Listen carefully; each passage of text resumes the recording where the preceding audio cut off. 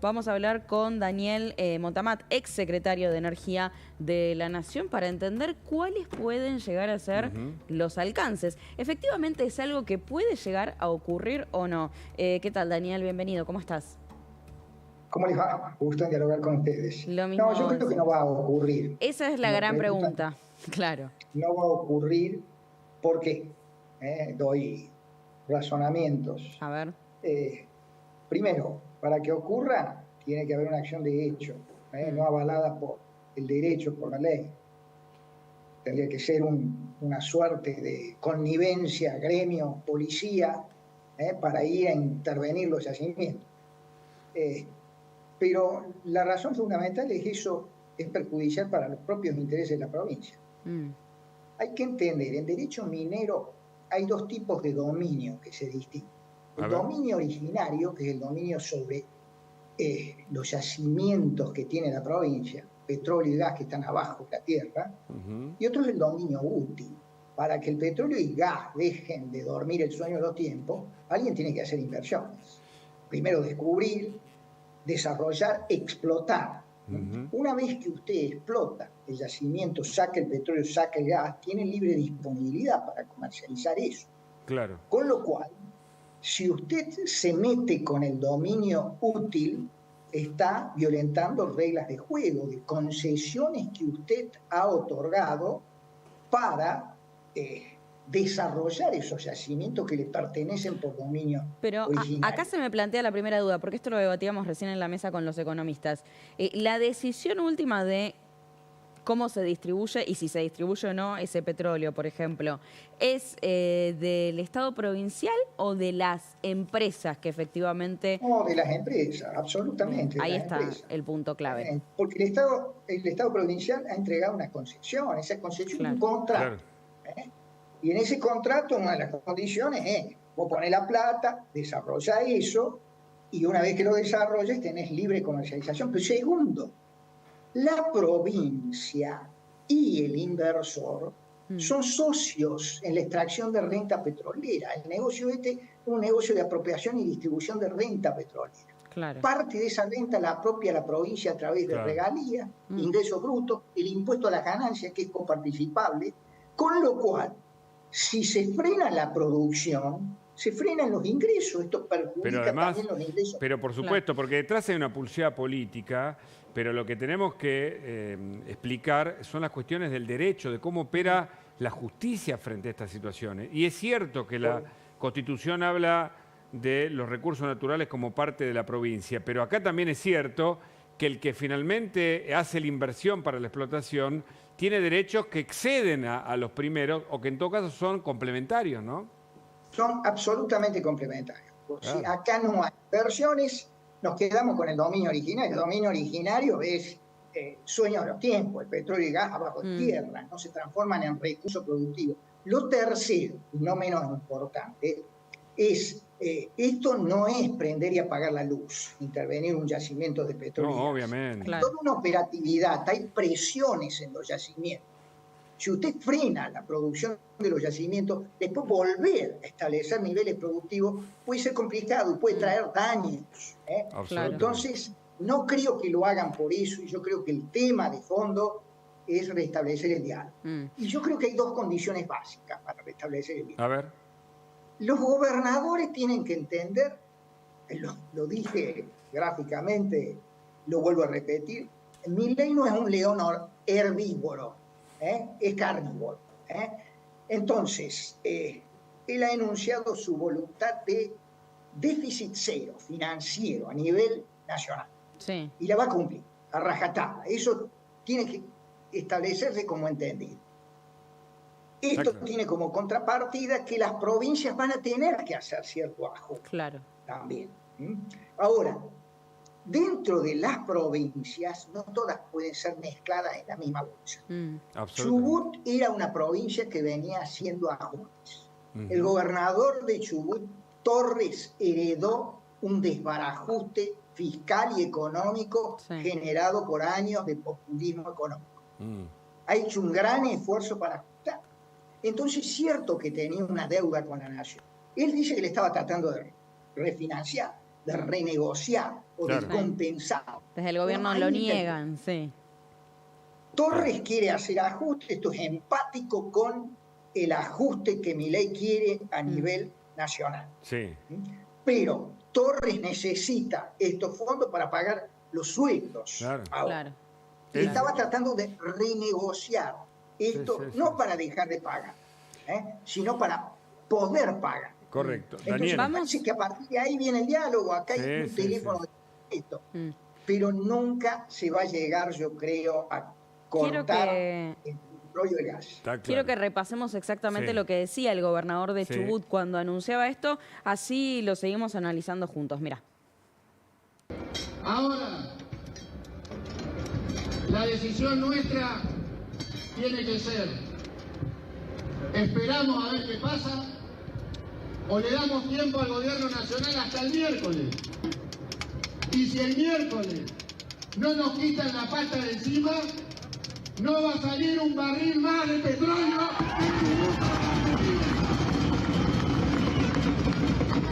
Y ahí te quiero ver. Ahí te quiero ver. Son tan guapos. Es ilegal lo que están haciendo. Y vamos a ir hasta las últimas consecuencias. Ahí lo veíamos a Ignacio Torres explicando, evidentemente, lo que quiere hacer. Recién Montalbán nos explicaba muy bien por qué, en términos concretos, por una cuestión de lo que implica cerrar el pozo, etcétera, más también lo que implica en términos productivos, es muy difícil que esto se haga. Ahora, en términos constitucionales, ¿qué pasa? ¿Qué hay detrás de esto? ¿Se puede hacer o no? Lo saludo a Félix Lonigro, abogado constitucionalista, que lo sumo a la charla. Te pido que te quedes, Daniel, así lo analizamos entre todos juntos. Félix, recién leía lo que nos mandabas. A ver, vos decís, ante todo te saludo, buenas noches, gracias por este contacto. Vos decías que constitucionalmente las provincias son dueñas de sus recursos, pero Chubut concesionó la explotación. Me parece que va en línea con lo que planteaba Daniel. ¿Nos explicás qué pasa constitucionalmente detrás de esto? Sí, ¿qué tal? Bueno, buenas noches a todos. Hola, Daniel, ¿qué tal? A ver, constitucionalmente desde 1994 las provincias son dueñas de sus recursos naturales. Lo que pasa es que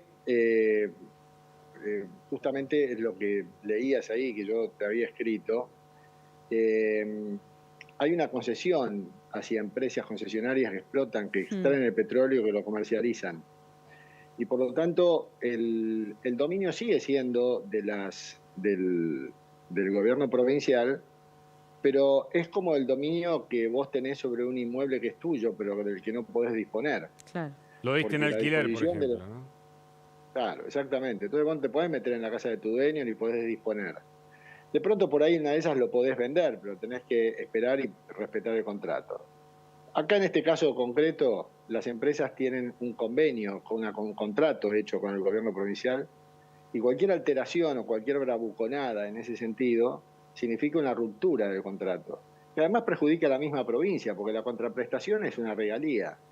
Entonces, si la provincia no recibe regalías, porque además alteró los términos de un contrato, no solamente está vulnerando justamente una relación de derecho público, por supuesto, porque se trata de un concesionario y se trata de un Estado provincial, sino que además yo hasta inclusive estimo que ahí se está cometiendo un delito. Claro. Es el delito de asegurar la provisión, así como no se puede interrumpir ni estorbar el funcionamiento de los servicios públicos, tampoco se puede estorbar la provisión. Justamente porque es un servicio público la energía, por ejemplo.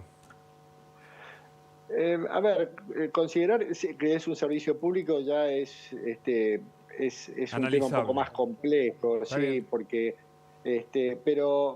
digamos es más subjetivo.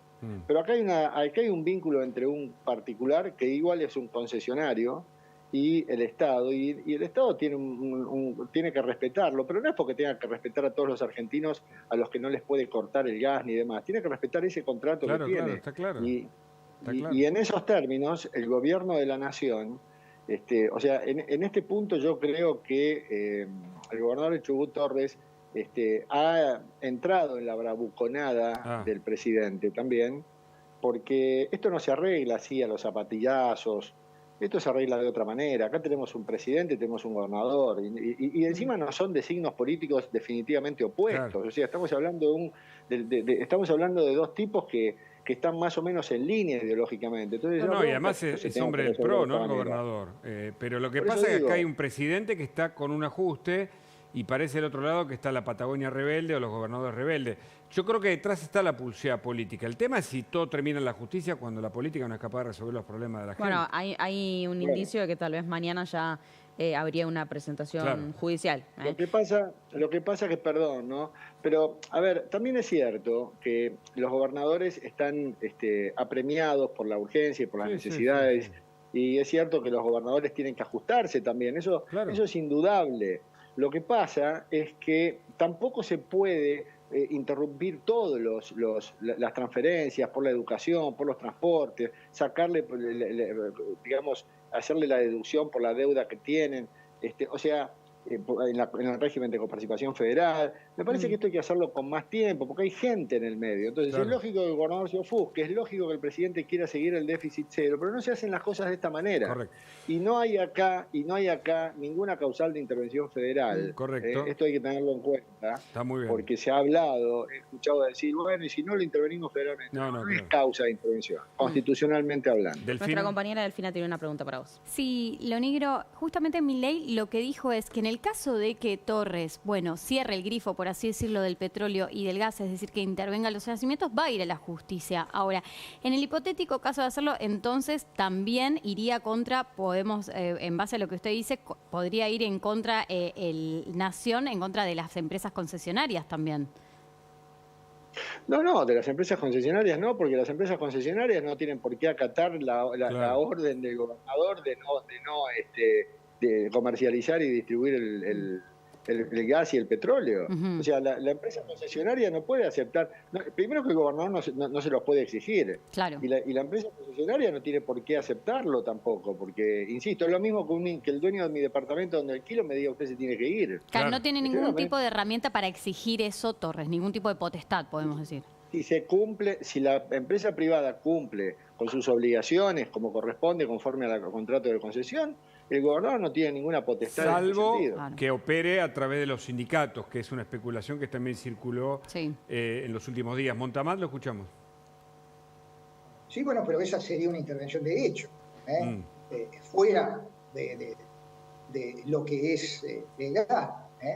Y yo vuelvo a insistir, creo que traería consecuencias de índole institucional, económico y operativos técnicos para la provincia. Así que se elevaría el conflicto sin duda. Me parece que la manifestación de el gobernador Torres ha tenido que ver también, esto hay que entenderlo políticamente, visibilizar un tema porque ahí había un teléfono descompuesto. Es cierto que la Nación tiene razón cuando dice hubo un préstamo a la administración anterior que tenía garantía de devolución con la coparticipación que tiene la provincia.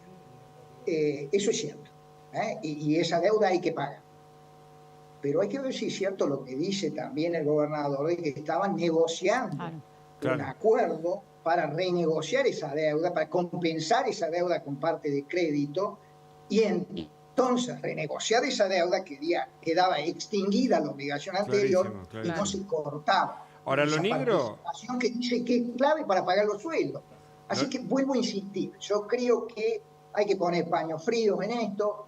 Yo creo que el presidente insiste siempre y hay que asumir.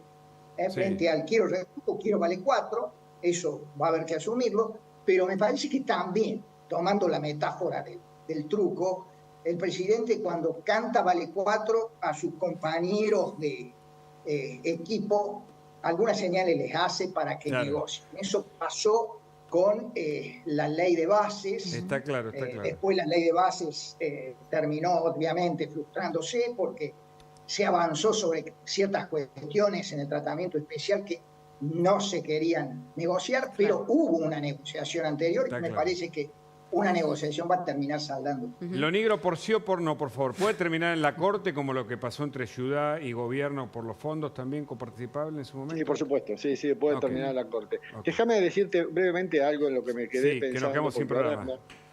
Bueno, listo, porque me acordé de lo de Daniel Montaner. La provisión de gas está prevista como servicio público esencial en el megadecreto número 70. Mirá, interesante. Bueno, dato ese, para tener en cuenta, totalmente. Muchísimas gracias. Daniel, Félix, gracias a ambos por este contacto. Les mandamos un saludo. Sí, Nosotros terminamos. hasta acá llegamos. Lindo programa, ¿no? Tuvimos de todo, ¿eh? De todo. De todo. Ha pasado todo. Todos los temas. Así que nos encontramos Delphi, el feliz domingo cumple, viene. que termines Feliz lindo el